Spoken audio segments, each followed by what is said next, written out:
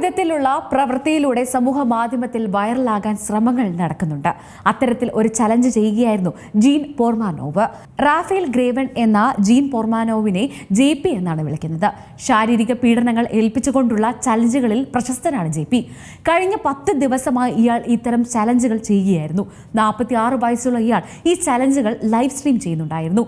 August 18 രാവിലെ ഫ്രാൻസിലെ വാടക വീട്ടിലെ ക്യാമറയ്ക്ക് മുന്നിൽ അദ്ദേഹം ദാരുണമായി മരിച്ചു. 300 മണിക്കൂർ തുടർച്ചയായി നീണ്ടുനിന്ന ഒരു തത്സമയ സംപ്രേഷണം പീഡനത്തിന്റെ 10 ദിനരാത്രങ്ങൾ എന്നതായിരുന്നു. JPയുടെ ഈ ചലഞ്ചിൽ ശാരീരിക അക്രമം, ഉറങ്ങാതിരിക്കുക, വിഷം കലർന്ന ഉൽപ്പന്നങ്ങൾ കഴിക്കുക എന്നിവയാണ് ഉൾപ്പെട്ടിരുന്നത്. മരണത്തിന് തൊട്ടുമുമ്പ് JP ആവർത്തിച്ചുള്ള അക്രമത്തിന് വിധേയനായിരുന്നു.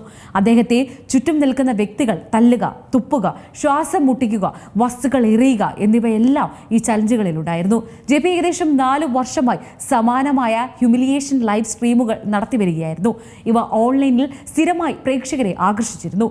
JPയുടെ മരണം ഫ്രാൻസിലെ ഓൺലൈൻ സുരക്ഷാ, സൈബർ ഭീഷണി, തീവ്രമായ ലൈവ് സ്ട്രീമുകളുമായി ബന്ധപ്പെട്ട നിയമങ്ങളുടെ അഭാവം എന്നിവയെക്കുറിച്ചുള്ള അടിയന്തര ആശങ്കകൾക്ക് കാരണമായിട്ടുണ്ട്.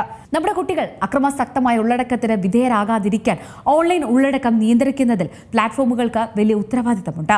സ്ട്രീമിംഗ് പ്ലാറ്റ്ഫോമായ കിക്ക് തങ്ങളുടെ കമ്മ്യൂണിറ്റി മാർഗനിർദ്ദേശങ്ങൾ അടിയന്തരമായി പുനഃപരിശോധിക്കണം എന്നാണ് ഫ്രാൻസിലെ പ്രധാന ആവശ്യം. ഏറ്റവും പുതിയ വാർത്തകളും വിശേഷങ്ങളും വിരൽ തുമ്പിലറിയാൻ Zee മലയാളം ന്യൂസ് എല്ലാ ഡിജിറ്റൽ പ്ലാറ്റ്ഫോമുകളിലും ലഭ്യം.